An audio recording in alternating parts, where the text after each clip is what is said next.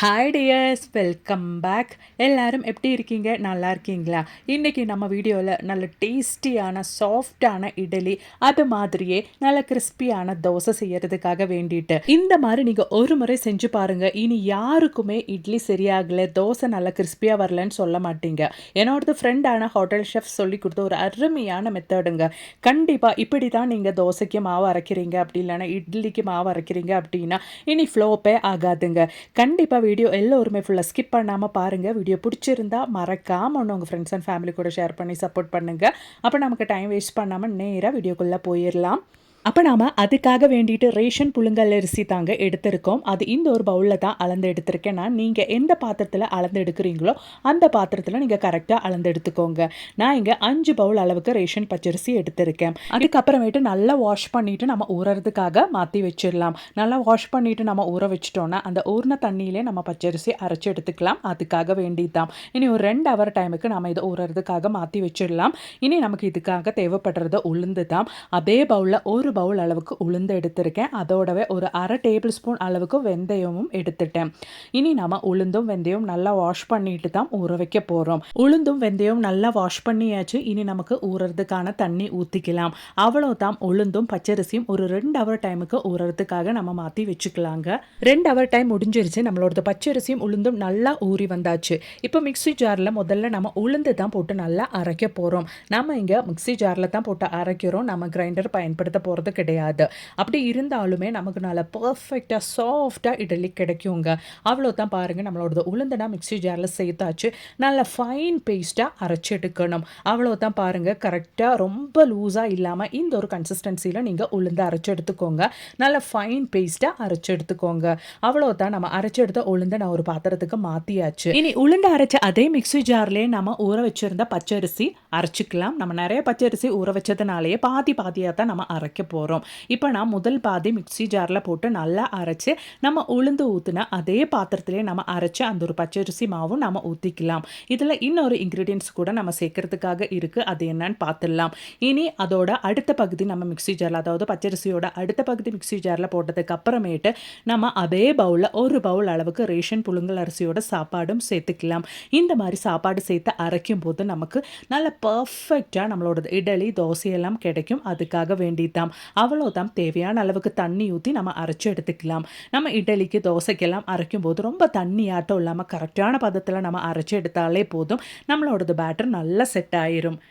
அவ்வளோதான். நம்மளோடது கை நல்லா வாஷ் பண்ணிவிட்டு நம்ம அரைச்சி அந்த ஒரு பச்சரிசி சாப்பாடு அது மாதிரி உளுந்தெல்லாம் நல்லா இந்த மாதிரி ஒரு 5 நிமிஷம் டைமுக்கு கையாலே இந்த மாதிரி நல்லா ஒன்று மிக்ஸ் பண்ணிக்கோங்க. நாம் இங்கே மாவு புளிக்க வைக்கிறதுக்காக வேண்டிட்டு பழைய மாவு, ஈனோ, ஈஸ்ட்டு, பேக்கிங் சோடா எதுவும் சேர்க்க போகிறது கிடையாது. நம்ம கையில் இருக்கிற குட் பாக்டீரியாஸ் தான் நல்லபடியாக நம்மளோடது மாவு புளிக்க வைக்க போகுது. அதனால தான் நம்ம கையாலே நம்மளோடது பேட்டர் நல்லா மிக்ஸ் பண்ணியிருக்கோம். அவ்வளோதான். நான் இங்கே நைட்டு தாங்க பேட்டர் ரெடி பண்ணிட்டு இருக்கிறேன். ஓவர் நைட், அதாவது ஒரு 8 ஹவர் வச்சுருந்தாலே நம்மளோட பேட்டர் நல்லா புளிச்சு ரெடி ஆயிரும். நல்லா செட் ஆயிருச்சு. பாருங்க, மூடி அளவுக்கு வந்துச்சு நம்மளோடது பேட்டர். உங்களுக்கு பார்த்தாலே தெரியும் நல்ல பர்ஃபெக்டான பதத்துக்கு நம்மளோடது மாவு நல்லா ரெடி ஆயிருச்சு. ஒரு வாரத்துக்கு தேவையான மாவு நம்ம இங்கே அரைச்சி ரெடி பண்ணியாச்சுங்க. அவ்வளோதான். பாருங்கள், இதுக்கு மேலே கடையில் இருந்தெல்லாம் நீங்கள் பேட்டர் வாங்கணுன்ட்டும் பயன்படுத்தணுன்ட்டும் அவசியம் கிடையாது. நம்ம இந்த மாதிரி வீட்டிலே ரெடி பண்ணிட்டோன்னா ரொம்பவே ஹெல்த்தியாக இருக்குங்க. அவ்வளோதான். பாருங்கள், நல்லா ஒன்று மிக்ஸ் பண்ணி எடுத்துக்கோங்க.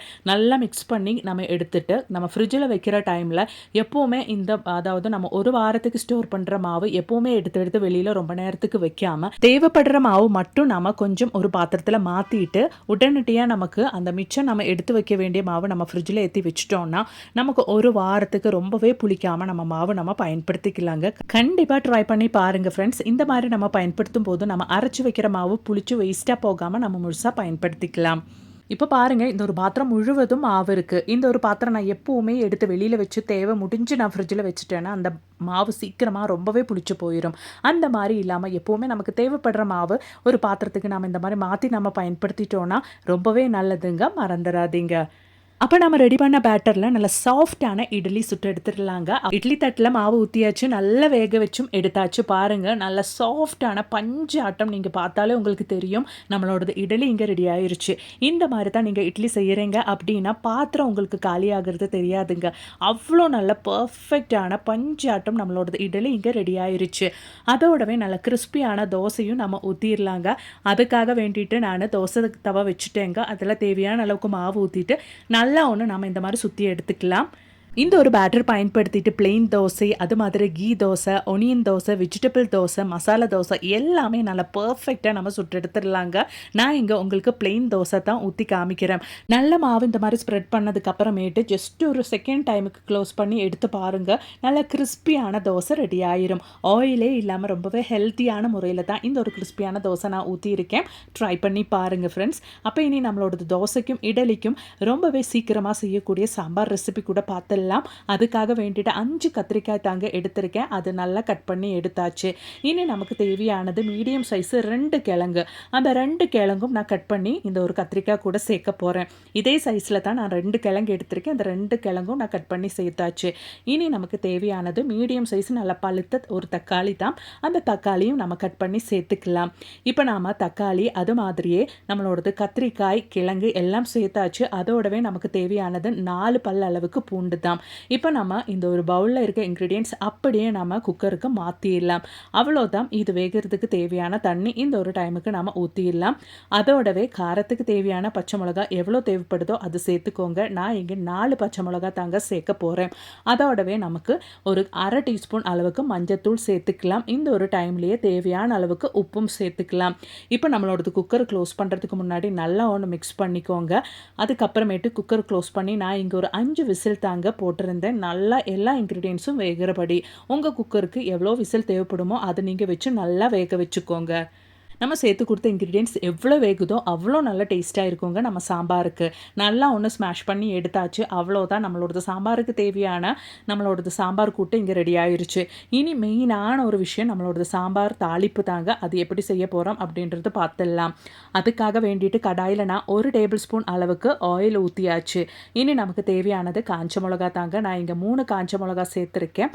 அதோடவே சின்ன கைப்பிடி அளவுக்கு கருவேப்பிலை சேர்த்துருக்கேன். அதோடவே நமக்கு ஒரு 100 கிராம் அளவுக்கு சின்ன வெங்காயம் சேர்த்துக்கலாம். நல்லா பொடியாக நறுக்கிட்டு. சின்ன வெங்காயம் இல்லை அப்படின்றதுக்காக வேண்டிட்டு நாம் பெரிய வெங்காயம் சேர்க்கக்கூடாதுங்க. ஏன்னா இந்த சாம்பாருக்கு சின்ன வெங்காயத்தான் டேஸ்ட்டாக இருக்கும். நல்லா நம்ம ஒன்று வதக்கி எடுத்துக்கலாம். அவ்வளோதான். பாருங்கள், நம்மளோட சின்ன வெங்காயம் நல்லா வதங்கியாச்சு. இட்லி எல்லாம் செஞ்சுட்டு காலையில் சாம்பார் செய்யணும் அப்படின்னு பார்க்கும்போது வெஜிடபிள்ஸ் இல்லாத பட்சத்தில் நமக்கு செய்யக்கூடிய ஒரு அருமையான சாம்பார் ரெசிபி தாங்க இது. இந்த ஒரு சாம்பார் யாருக்கு வேணாலும் நொடியில் செஞ்செடுக்க முடியும். அவ்வளோதான். நல்லா வதங்கினதுக்கு அப்புறமேட்டு ஒரு 1/2 டீஸ்பூன் அளவுக்கு சாம்பார் தூள் கூட சேர்த்துட்டு அதுவும் நல்லா வதக்கி பச்சை மணம் போகிற அளவுக்கு நம்ம வதக்கி எடுத்துடலாம். அவ்வளோதான். இப்போ நம்ம இந்த ஒரு வெங்காயத்துக்கு மேலே நம்ம ஆல்ரெடி ரெடி பண்ணி வச்சுருந்தா நம்மளோட சாம்பார் கூட்டு ஊற்றிக்கலாம். அவ்வளோதான். நல்லா மிக்ஸ் பண்ணிக்கோங்க. கொஞ்சம் டேஸ்ட் பண்ணிவிட்டு இந்த டைமில் உப்பு தேவைப்படுதுன்னா கொஞ்சம் கூட சேர்த்து கரெக்ட் பண்ணிக்கோங்க. அவ்வளோதான். இனி நல்லா ஒன்று கொதிக்க வச்சிடலாம். கொதிக்க வைக்கும்போது அந்த எண்ணெய் இந்த மாதிரி நல்லா திரிஞ்சு வரணும். அதுதான் கரெக்டான பதம். இந்த டைமில் நம்ம காயத்தூள், பெருங்காயத்தூள் கூட ஒரு 1/4 டீஸ்பூன் அளவுக்கு சேர்த்துக்கலாம். அவ்வளோதான். கொஞ்சம் மல்லி இலை கூட மேலே போட்டுட்டிங்கன்னா டேஸ்டியான புர்தா சாம்பார் இங்கே ரெடி ஆயிருங்க. கண்டிப்பாக நீங்களும் வீட்டில் ட்ரை பண்ணி பாருங்கள். நல்ல சாஃப்டான இட்லி கூட, கிறிஸ்பியான தோசை கூட, சாப்பாடு கூட எல்லாத்துக்கூடையும் அருமையான காம்பினேஷனுங்க. பேச்சுலர்ஸ் கூட அழகாக ஈஸியாக செஞ்செடுத்துருவீங்க. கண்டிப்பாக ட்ரை பண்ணி பாருங்கள் ஃப்ரெண்ட்ஸ். அது மட்டும் இல்லை, நல்ல நிறைய வீடியோஸும் என் சேனலில் ஆட் பண்ணியிருக்கேன். அதுவும் கூட கொஞ்சம் செக் பண்ணி பாருங்கள். தேங்க்ஸ் ஃபார் வாட்சிங்.